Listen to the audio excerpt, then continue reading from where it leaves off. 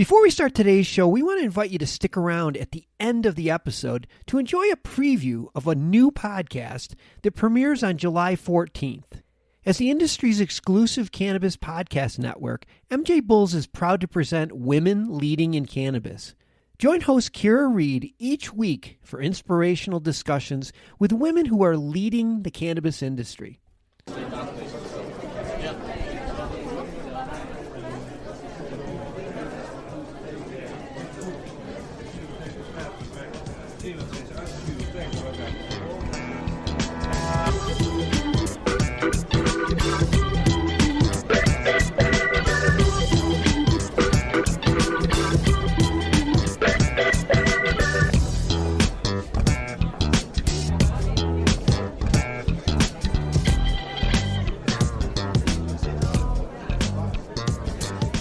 Hello, everybody, and welcome to the Deadhead Cannabis Show. Glad to have you aboard.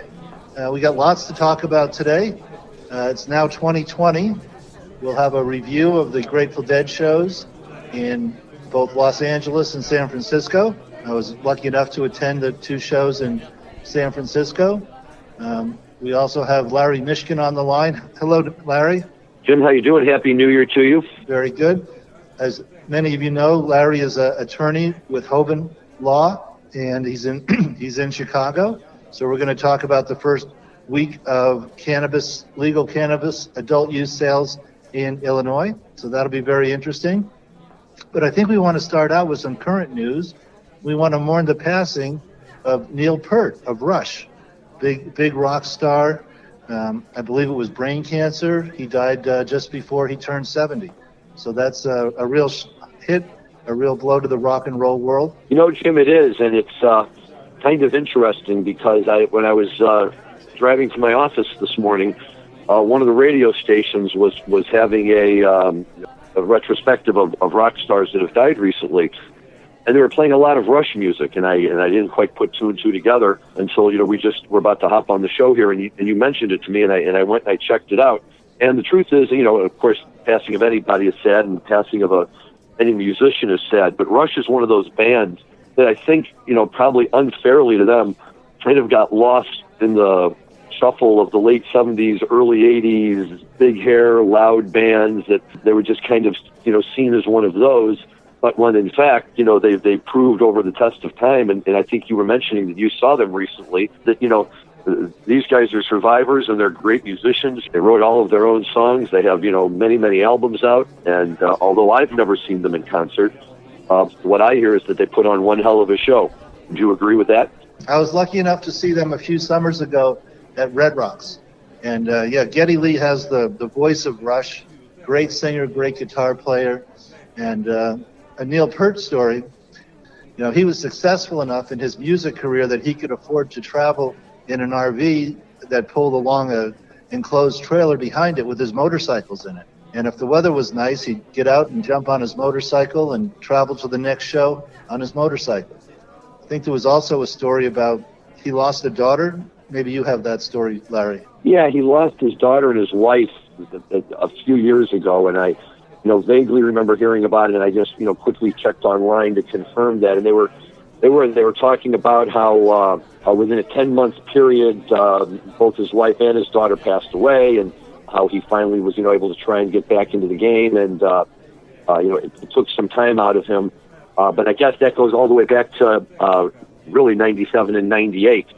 But it's once again, it's kind of like a fascinating story, and we tend to put a lot of our focus on Grateful Dead and Phish and bands like that, and I think it's important to state that it's not being done with the purpose of excluding other rock and roll bands. Lord knows there's many, many, many of them out there that wouldn't necessarily come to mind in the definition of a Grateful Dead-like jam band, but you can't ignore musicians like Rush and the success that they had over the years, and that when they lose a founding member of the band, like we saw with Dead, and we see with a lot of other bands, what does that mean for their long-term success? Can they replace him? Can they find somebody? And one of the things that I didn't know about him, Jim, that I'm now learning more about as I look at this, is that he was also one of the lyricists for the band. So, he's responsible for many of those songs that they put out there that were a real staple during my high school and early college years when, FM radio was what we had to listen to. And Rush got a ton of airplay back in those days. Yeah, he was a great, great drummer. Like I said, I was lucky enough to see him a few years ago. So, we'll come back around to music because we need to talk about some of the New Year's shows that Dead and Company did, as well as Phish. But let's talk a little cannabis. And Larry, fill us in on how things are going in Illinois. We've had a week or so now of adult use legal cannabis. The little bit I've read is that the first weekend was 11 million in sales statewide, and there's a shortage of product, which you and I have discussed several times on past shows, that we were anticipating a lack of supply. But tell us what's going on. Well, it's funny that you say that, Jim, because my smart-ass answer that I had in mind to throw right back at you was, I'm sure you can tell me because we've been talking about this for months, as to how this would play out. You've certainly seen it enough times, and I've read about it enough times. And sure enough, on New Year's Day, the lines were around the block. One of my sons, who's of age and can do that kind of thing, went down to the local adult use dispensary in Evanston and was thrilled to see nobody waiting to get inside the door until he walked up and was met by a very large fellow who told him that it was a 4 to 5 hour wait and he could give his name and go wait somewhere in the area, and they would let him know. And when they buzzed him, he had 5 minutes to show up. Jeez. So after a little while, he decided that he would go back another day and took his leave from that. But they had a number of, really at all the dispensaries, lines around the block. Over the first 5 days, generated $10.8 million in sales. And now they're all out. Wow. So, they sold what they had, and they sold it fast. How do you see the supply situation correcting itself? Well, unfortunately, we're going through a lot of aches and pains. The law specifically calls for there to be a constant supply of medical, but there isn't.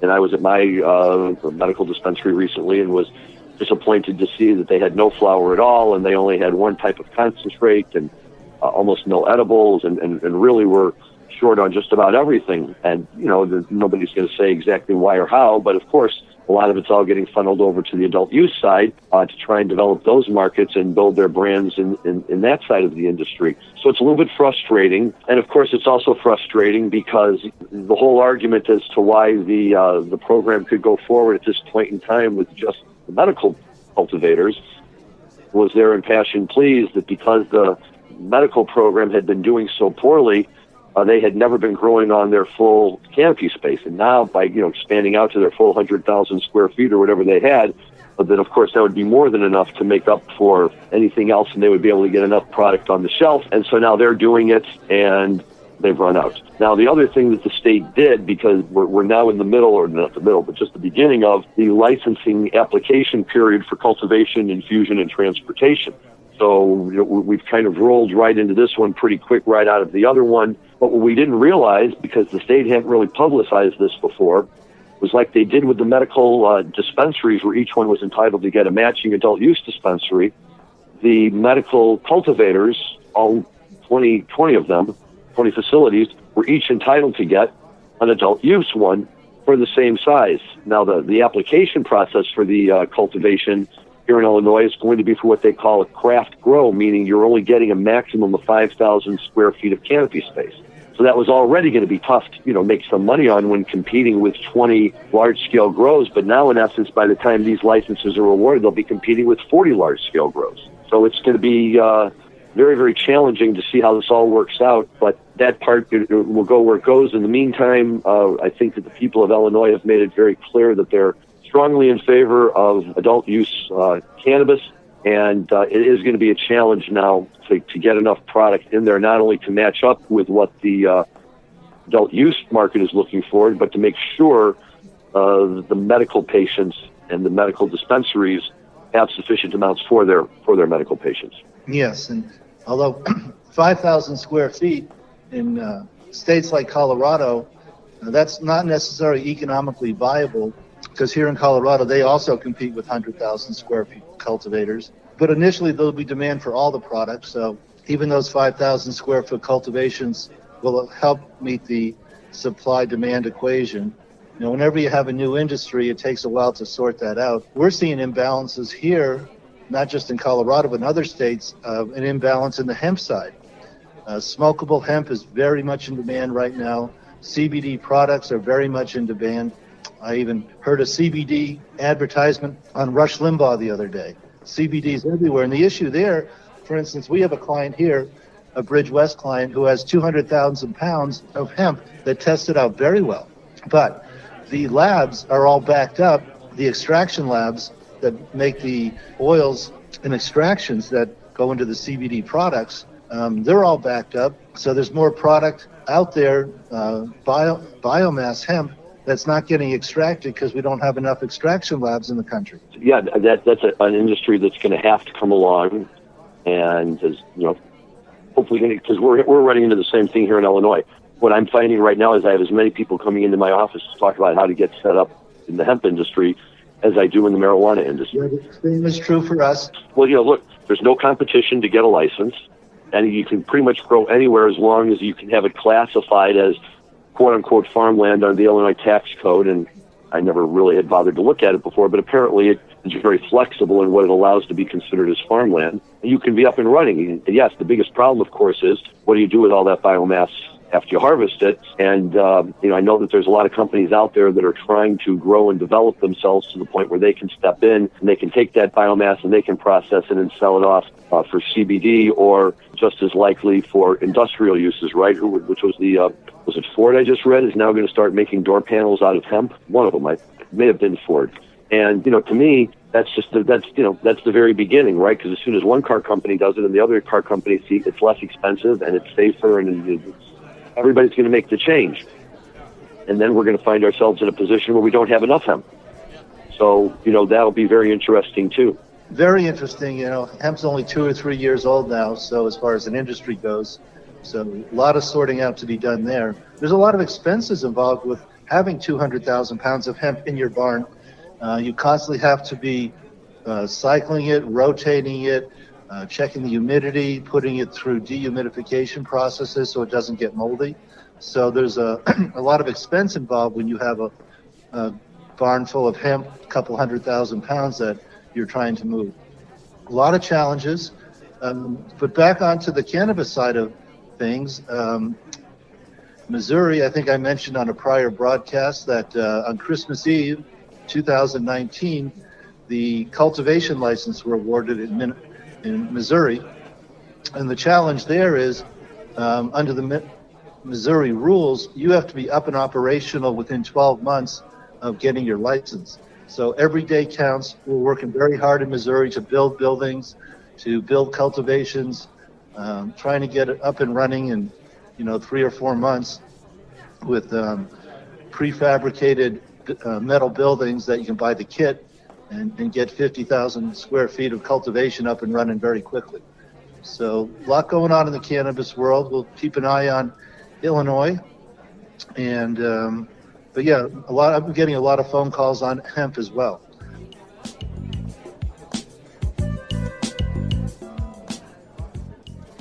What else is going on up there in Chicagoland, Larry? Well, this has been good, and this has kept us busy, and we're very excited about going forward with it, which is all very nice. On the music scene, we're about to head into a busy month of January. Tedeschi Trucks is coming in the middle of January to do their now 5th annual 4-night residency at the Chicago Theater. And they actually break it up. They do a Friday and Saturday night, then they take a week off or they go other places to play, and then they come back and do the following Friday and Saturday night. And usually one of the nights they'll bring in another band to play with them, either to open with them or to actually come out and play with them for a little while. So it's something that in the Chicago we look forward to in the middle of winter. The Chicago Theater is a beautiful place. It's easy to get to, and those are really good shows. But actually the week before Tedeschi Trucks, in January, I'll be running to see North Mississippi All-Stars, who are coming to play in a very, very small venue just south of the Loop in an old German neighborhood with something that looks like a big beer hall, and they've turned it into a lovely show center in there and everything, and they get great performances and great bands, and I'm a big fan of Luther Dickinson and North Mississippi All-Stars, so I'm looking forward to that one too. Yes, I've seen them a few times at Red Rocks, great band. I was lucky enough to see the 2 shows in Los Angeles of Dead & Company, and on the 27th and 28th. Oh, right. Yeah, let's talk about those for a minute. Talked about the 27th being such a great show, wonderful sound at the Forum. And then the second night, I was hoping to get a couple of my favorites, Eyes of the World and Uncle John's Band, but didn't get any of my favorites. Instead, we got a long, very spacey Lost Sailor, Saint of Circumstance, to end the first set. And again, not one of my real favorites. What my takeaway from Two Nights of Dead Company, they almost should rename it Bob Weir and Company, because he sings probably 80-90% of the songs. So I was a little disappointed with the second night in LA, and then I saw the song list, and they had saved all the favorites for New Year's Eve. They did a big third set. They had the Eyes of the World, they had the Uncle John's Band. So the last night of the 4-night run in San Francisco had all the real Grateful Dead standards. Sugar Magnolia at midnight, all the things that everybody loves, and it looked like a lot of fun, and I was sorry that I wasn't there. And meanwhile, on the opposite coast, Phish was throwing down 4 wonderful nights at Madison Square Garden, their new official home. And my son was out there, so I was getting regular reports, and they really played some good shows leading up to New Year's Eve. But of course, on New Year's Eve, they outdid themselves with a wild performance. You can go on YouTube and see it, how they were each on elevated platforms in different colors with color-coordinated dancers directly below them, and it just looked like crazy fun. And then apparently Trey's platform malfunctioned and didn't come down to the ground, so he got stuck up there for a little while. And I don't know the whole story, but it sounded like exactly the kind of craziness that Phish fans thrive on, and that makes their concerts a little more out of the ordinary. You rarely see Mick Jagger get stuck in one of those big cranes that's dragging him out around the audience or anything. But sure enough, there's Trey stuck up there on his platform, not being able to do anything. Got a real kick out of that. Yes, I didn't see it, but I heard that they had to bring one of the other platforms up to rescue him, and he had to climb out of his, 50 feet above the stage and climb into one that worked. And Trey stayed calm through the whole thing, but kind of scary acrobatics. Yeah, I mean, it really is if you think about it. But yes, he did, and for the fans, it turned out to be a lot of fun, and instead of something else that it might have been. And what's lighting up the internet and social media is, I guess they did about a 30-minute tweezer. I was just going to say, not to be lost in all this talk about their technical glitz and everything, is why the people still go to see them. And they did. They threw down, I think it was a 38-minute tweezer. And what I love about Phish is, much in the same way that Deadheads was, oh my God, you should have seen the set list tonight. They played this into that into this. The Phish fans do look at that. They'll say, oh, they, a 38-minute tweezer.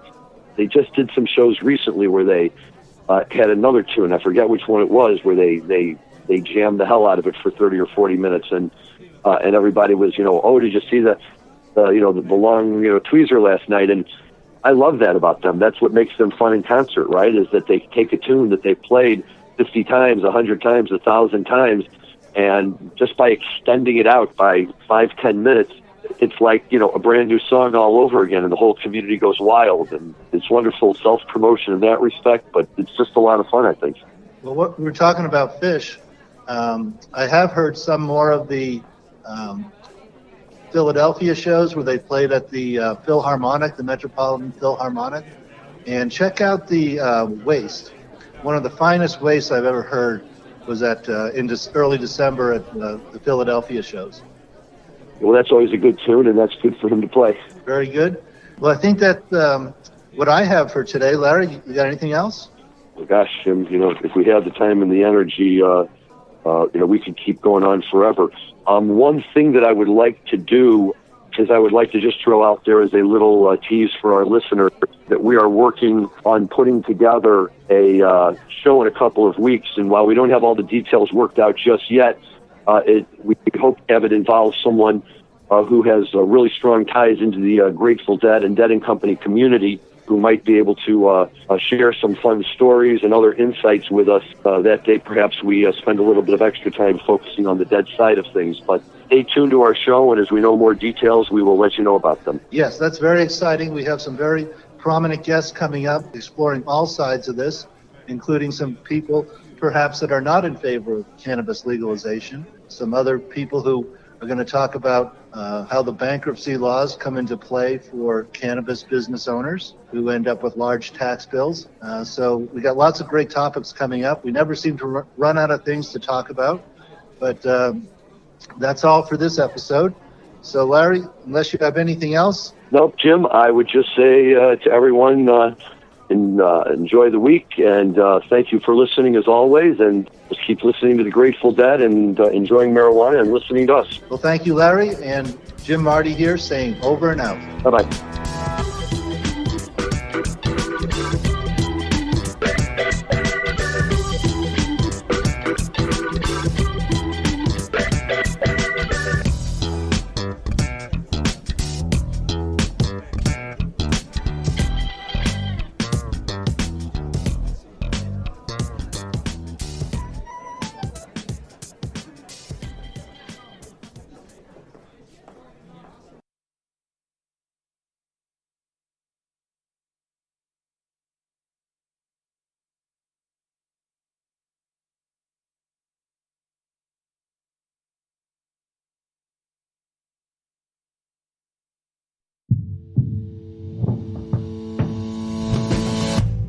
Tell me, boy, you make me so bored.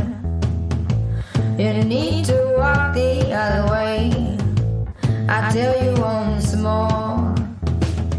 Please get out of my way. I don't want you no more.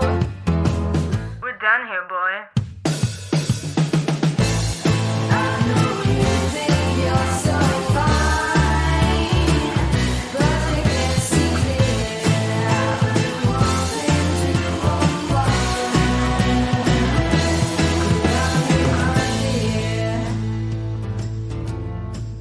Hi, my name is Kira Reed, and I'd like to invite you to be inspired by the women who are leading in the cannabis industry. Each week, we will discuss empowerment, leadership, and what it means to be a woman in charge in marijuana, hemp, and CBD. As the founder of the Women Empowered in Cannabis community, I have had the great pleasure to get to know many brilliant and talented women who are CEOs, executives, politicians, advocates, and community leaders that are focused on creating a cannabis economy that is just, fair, and equal. We'll learn how these women make decisions, how they navigate a predominantly male industry, and what they're doing to level the playing field for women. I hope you'll join us.